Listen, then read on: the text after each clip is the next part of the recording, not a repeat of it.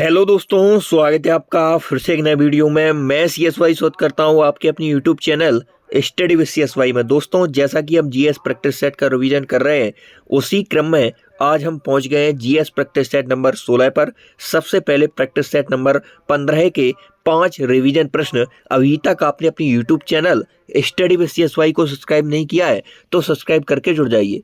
Class को पूरा देखना है दोस्तों आपको, तभी इससे आपको क्लास से आपको लाभ मिलने वाला है। पूरा जो कंटेंट एक समय में रिकॉल हो जाएगा और आपके माइंड में छपने वाला है। स्टार्ट करते हैं। सबसे पहले 5 रिवीजन प्रश्न। बैजंती माला को किस नृत्य के लिए 2024 का पद्म विभूषण अवार्ड मिला? तो भरतनाट्यम नृत्य के लिए बैजंती माला को 2024 का पद्म विभूषण मिला। भारत के पहले पैरालंपिक स्वर्ण पदक विजेता कौन है? तो मुरलीकांत पेटकर या पाटेकर। यह 1972 में जीतते हैं, गोल्ड लाते हैं, जो कि पैरालंपिक में भारत के लिए पहला गोल्ड था। मराठा साम्राज्य के पहले पेशवा कौन थे? पेशवा, जैसा कि हमने पढ़ा था कल के सेट में, कि पेशवा जो पद था वो मराठा साम्राज्य में जो अष्ट प्रधान होते थे उसमें क्या रहता था? आपका सर्वोच्च पद था। तो बालाजी विश्वनाथ यह पहले पेशवा थे, 1713-1720 तक रहते हैं। भद्रा राष्ट्रीय उद्यान कहाँ है? तो यह कर्नाटक में है। पीएम किसान मानधन योजना किस वर्ष शुरू हुई? तो 2019 में आपकी पीएम किसान मानधन योजना शुरू होती है। अजंता की गुफाएं किसके लिए प्रसिद्ध हैं? तो बौद्ध चित्रकला के लिए प्रसिद्ध हैं अजंता की गुफाएं। अजंता की गुफाओं को यूनेस्को में कब शामिल किया जाता है? तो 1993 में अजंता की गुफाएं यूनेस्को में शामिल की जाती हैं। नदी कौन सी नदी किनारे हैं? तो बाघोरा नदी के किनारे हैं। संभाजी नगर महाराष्ट्र में स्थित है। इसमें 25 विहार गुफाएं हैं और 4 चैत्य गुफाएं, टोटल 29 गुफाओं की संख्या होने वाली है। यहीं पर आपकी एलोरा की गुफा है, जो कि आपकी यूनेस्को में 1983 में ही शामिल की गई थी। अजंता की गुफाएं हो चाहे एलोरा की गुफाएं हो, यूनेस्को में इन दोनों को 1983 में ही शामिल किया गया था। एलोरा की जो गुफाओं की संख्या हुआ है 34 है और अजंता की गुफाओं की संख्या 29 है। इसमें 17 हिंदू गुफाएं हैं एलोरा में, जो 34 है उनमें से 17 हिंदू धर्म से संबंधित है, 12 बौद्ध से, 5 जैन धर्म से संबंधित है। कौन सी पर्वतमाला में है? तो सह्याद्री पर्वतमाला में स्थित है। तो क्वेश्चन पूछा था अजंता की गुफाएं किसके लिए प्रसिद्ध हैं? तो बौद्ध चित्रकला के लिए। अब अन्य इंपोर्टेंट गुफाएं जो आपकी एग्जाम की दृष्टि से बहुत महत्वपूर्ण होने वाली है।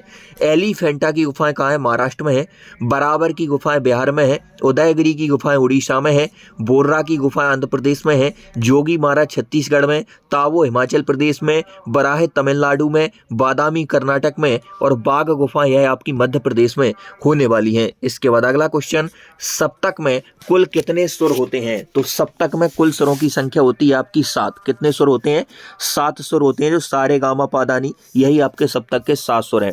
और सप्तक के प्रकार की बात करें तो 3 प्रकार होते हैं, मंद, मध्य और तार। इसके बाद अगला प्रश्न, इस क्वेश्चन में पूछा गया था सप्तक में कुल कितने सुर? तो 7।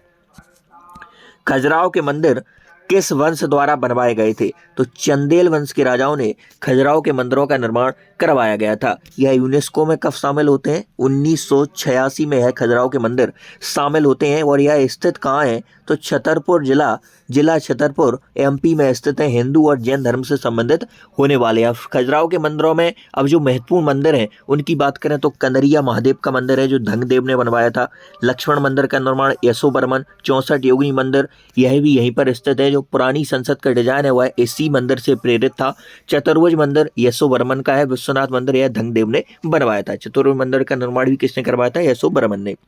गणेश चतुर्थी में गणपति विसर्जन कितने दिन बाद होता है? तो 10 दिनों के बाद गणपति बप्पा मोरिया बोलकर गणेश विसर्जन हो जाता है। यह गणेश चतुर्थी को स्टार्ट तिलक ने 1894 में किया था। भाद्रपद शुक्ल पक्ष में यह मनाई जाती है। हॉर्नबिल फेस्टिवल की बात करें तो यह आपका कहाँ का है? नागालैंड का है। यहाँ पर 10 दिन तक मनाया जाता है। 1 से 10 दिसंबर तक नागालैंड में हॉर्नबिल फेस्टिवल सेलिब्रेट किया जाता है। रज पर्व 3 दिन तक। छठ पूजा आपका बिहार का होने वाला है, बिहार का, यह 4 दिन तक मनाया जाता है छठ पूजा। शारदा सिन्हा का नाम इंपोर्टेंट रखेंगे, छठ गीतों की गायिका ही, इनका हाल ही में निधन हो गया है। बिहू 7 दिन तक मनाया जाता है। पोंगल आपका 4 दिन तक। तो क्वेश्चन पूछा था गणेश चतुर्थी में गणपति विसर्जन कितने दिन बाद किया जाता है? तो 10 दिन बाद। बेसबॉल के मैदान में पिचर का क्या कार्य होता है? तो पिचर का कार्य होता है थ्रोइंग अ बॉल, गेंद फेंकना यह पिचर का कार्य होता है। फील्डिंग इसमें 3 टाइप की होती है, आउटफील्ड, इनफील्ड और बोट फील्ड। आउटफील्ड, इनफील्ड और यह होती है आपकी बोट फील्ड। इसके बाद नेशनल गेम यह कहाँ का है, जो आपका बेसबॉल है। बेसबॉल आपका नेशनल गेम कहाँ का है, तो यह आपका नेशनल गेम है यूएसए अमेरिका के। मैदान, इसका जो मैदान होता है बेसबॉल का, उसका आकार कैसा होता है, बेसबॉल के मैदान का आकार होता है आपका डायमंड शेप का। खिलाड़ी इसमें 9 होते हैं। एक मैच में पारी 9 होती है। प्रत्येक हॉफ में 3 खिलाड़ी आपके आउट होते हैं। यह नेशनल गेम कहाँ का है, तो बेसबॉल आपका राष्ट्रीय खेल है अमेरिका का। बेसबॉल के मैदान में पिचर का क्या आकार होता है, तो गेंद के फेंकने का कार्य पिचर का होता है। बिलियर्ड्स खेल में टेबल पर कितनी बॉल्स होती हैं, तो 15 बॉल्स होती हैं आपकी बिलियर्ड्स खेल में टेबल पर। कुल गेंदों की बात करें तो यह 22 होती हैं। इसमें एक क्यू गेंद होती है, 8 रंग की होती है और 7 पट्टी होती है। ये 8 एक रंग की होती हैं और 7 पट्टी वाली होती हैं, एक क्यू गेंद होती है। इस प्रकार आपकी जो टोटल गेंदों की संख्या वह 22 हो जाती है और 15 इसमें टेबल पर होती हैं। इसमें यह कलर का है, सबसे आपको महत्वपूर्ण याद रखना है। ब्लैक गेंद कितनी होती है, 7 होती हैं। कथक में खड़े होने की मुद्रा के लिए निम्नलिखित में से किस शब्द का प्रयोग किया जाता है, तो ठाठ शब्द का प्रयोग कथक में खड़े होने की मुद्रा के लिए किया जाता है। यह मुगल परंपरा से संबंधित है। कथक मुगल परंपरा से संबंध रखता है। ठाठ को विकसित किसने किया था, तो विष्णु नारायण भातखंडे ने इसको विकसित किया था। 10 ठाठों का वर्णन इन्होंने किया है। सितार वादन से इन ठाठों का संबंध है, क्योंकि सितार वादक ही आपके विष्णु नारायण भातखंडे भी हैं। कथक को रिवाइव पुनर्जीवित किसने किया था, तो लेडी लीला सोखे का नाम आता है। राग के विभाजन की पद्धति है ठाठ। तो क्वेश्चन पूछा था कथक में खड़े होने की मुद्रा को क्या कहते हैं, तो ठाठ कहते हैं। भारतीय संविधान का कौन सा भाग नगर पालिकाओं से का वर्णन करता है, तो नगर पालिका आपकी भाग 9A में है। नगर पालिका का वर्णन भाग 9A में है। नगर पालिका संघ राज्य क्षेत्र यह भाग 8 में है। 239 से 242 तक इनका वर्णन होने वाला है। इसके बाद भाग 9 में पंचायत 243 से 243O तक है और 9A में 243P से 243ZG तक नगर पालिकाओं का वर्णन है। सहकारी समितियां भाग 9B में है। 243ZG तक तो आपका किसका, नगर पालिका का वर्णन हो जाता है, लेकिन ZG से आप बात करेंगे तो ZT तक यह आपका वर्णन मिलता है सहकारी समितियों का। अगला प्रश्न, भारत के संविधान के अनुच्छेद 243(5) के अनुसार नगर पालिका का सदस्य बनने के लिए न्यूनतम आयु, तो सबसे पहले तो यही क्लियर कर लें हम, अनुच्छेद कितने में कहा गया है, 243(5) में 21 वर्ष है नगर पालिका का सदस्य बनने के लिए न्यूनतम आयु। यह जो नगर पालिका है वह कौन से संविधान संशोधन के द्वारा जुड़े, 74वां संविधान संशोधन 1992 के द्वारा नगर पालिका को प्रावधान जोड़ा जाता है। भाग 9A में इसका वर्णन है और यह लागू होता है 1 जून 1993 को। नगर पालिका का प्रमुख क्या होता है, तो नगर पालिका के प्रमुख को महापौर कहते हैं। 243Q में नगर पालिका के संविधान का वर्णन है और कार्यों का वर्णन, कार्यकाल नगर पालिका का है 243U में है। अंतर्राज्यीय परिषद का गठन किसके द्वारा किया जाता है, तो राष्ट्रपति के द्वारा अंतर्राज्यीय परिषद का गठन किया जाता है। आर्टिकल 263 में अंतर्राज्यीय परिषद का वर्णन है। अध्यक्ष इसका प्रधानमंत्री होता है। गठन 28 मई 1990 को। अंतर्राज्यीय परिषद का सचिवालय 1991 में आए आपका स्थापित होता है। आयोग की सिफारिश, तो सरकारी आयोग की सिफारिश आई थी और कब आई थी, 1988 1988 में सरकारी आयोग की सिफारिश पर अंतर्राज्यीय परिषद लाई जाती है। आर्टिकल 262 अंतर्राज्यीय जल विवाद से संबंधित है। तो क्वेश्चन पूछा था अंतर्राज्यीय परिषद का गठन किसके द्वारा किया जाता है, तो भारत के राष्ट्रपति। निम्नलिखित में से किस संगठन का भारतीय राष्ट्रीय कांग्रेस में विलय हो गया था, तो इंडियन एसोसिएशन, जिसकी 1876 में स्थापना सुरेंद्रनाथ बनर्जी और आनंद मोहन बोस करते हैं, उसका विलय आपका भारतीय राष्ट्रीय कांग्रेस में हो जाता है। यहीं पर बात करेंगे ईस्ट इंडिया एसोसिएशन की, तो 1866 में यह स्थापित होता है। बॉम्बे प्रेसिडेंटी एसोसिएशन या फिरोज शाह मेहता और तैयब जी इसकी स्थापना करते हैं 1910 में। इसके बाद बात करेंगे हम सूरत अधिवेशन, जिसमें कांग्रेस यहाँ पर टूट जाती है 2 दलों में, नरम दल और गरम दल में। इसे हम सूरत फूट के नाम से जाते हैं। 1907 में यह सूरत अधिवेशन होता है, जिसमें दोनों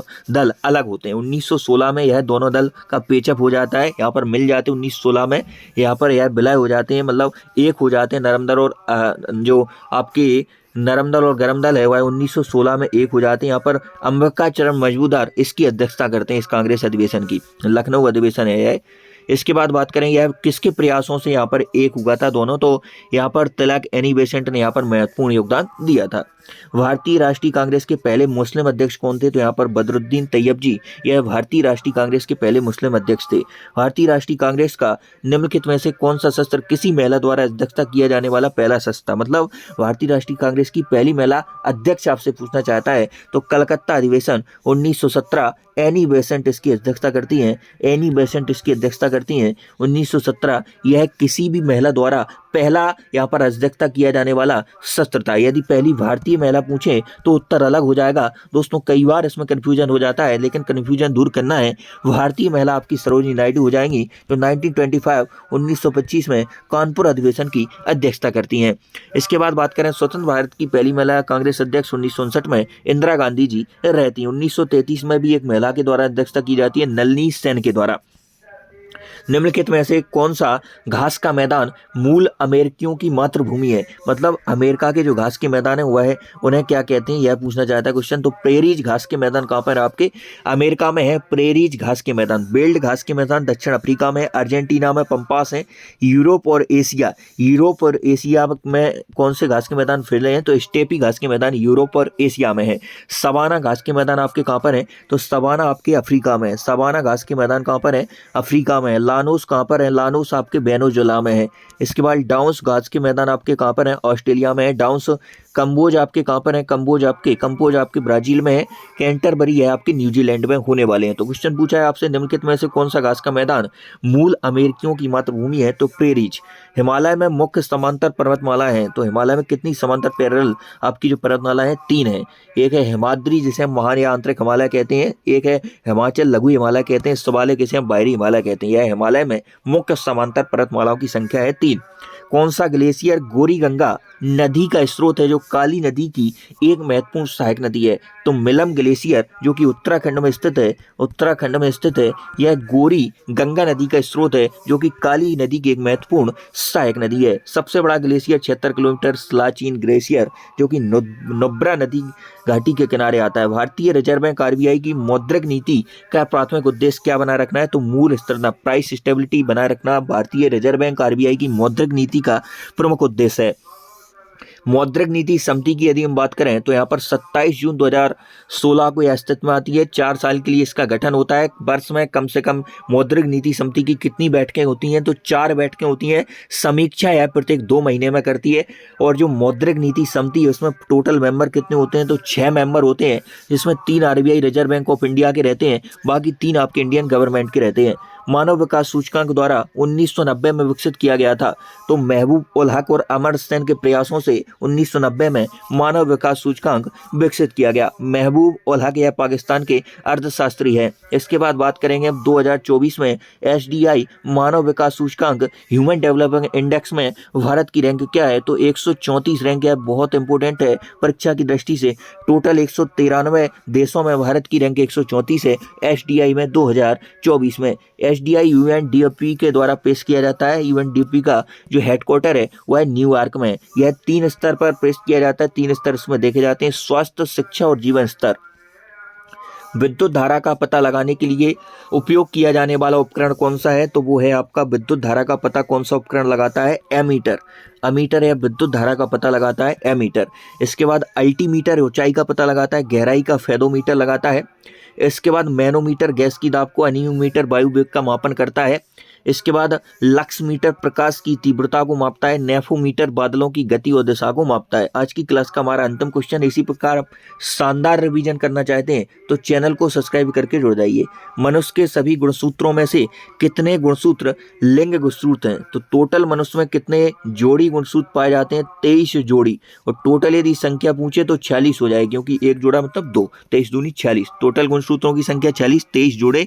22 जोड़े आपके अलिंग गुणसूत्र होते हैं। 23वां जो जोड़ा होता है वह आपका लिंग गुणसूत्र होता है। तो इसमें पूछा लिंग गुणसूत्र की संख्या कितनी हो जाएगी? 2 हो जाएगी, क्योंकि जो 23वां जोड़ा मतलब 2, तो 2 लिंग गुणसूत्र होते हैं आपके। जैसे आपका XX हो गया और एक XY हो गया, तो X का X से मिलान होगा तो यहाँ पर किसका जन्म होता है? पुत्री का होता है। Y गुणसूत्र को लिंग निर्धारक गुणसूत्र भी बोलते हैं। X का Y से मिलन होता है तो यहाँ पर पुत्र की प्राप्ति होती है। तो आज की मिलते हैं नेक्स्ट, तब तक के लिए जय हिंद। चैनल को सब्सक्राइब करके जुड़ जाइए।